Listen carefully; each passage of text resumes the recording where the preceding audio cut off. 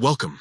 In today's guide, we're going to walk through how to easily find all the shared files in a WhatsApp community using the desktop app after the latest update.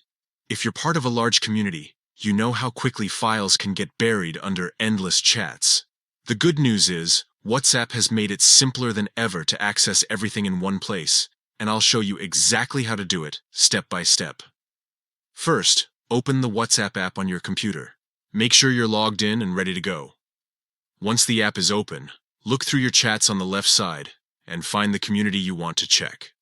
Communities usually appear with a small group icon, so scroll until you see the one you're looking for and click to open it.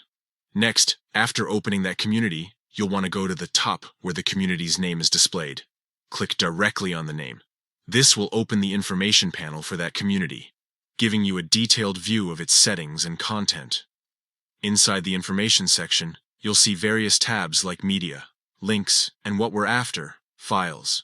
Select the Files option, and you'll instantly see a complete list of all documents, PDFs, Word files, spreadsheets, and other shared items within that community. These are neatly organized, so you won't have to scroll endlessly through the chat. From here, you can open any file, download it to your PC, or quickly review what's been shared in the past. This update really makes it convenient to track documents, perfect for study groups, work collaborations, or any community where important files are exchanged regularly. That's it. Just 4 simple steps.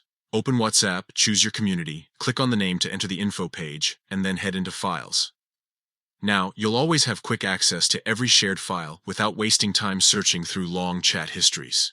This new feature on the WhatsApp desktop app saves time, keeps things organized, and helps you stay on track with your communities.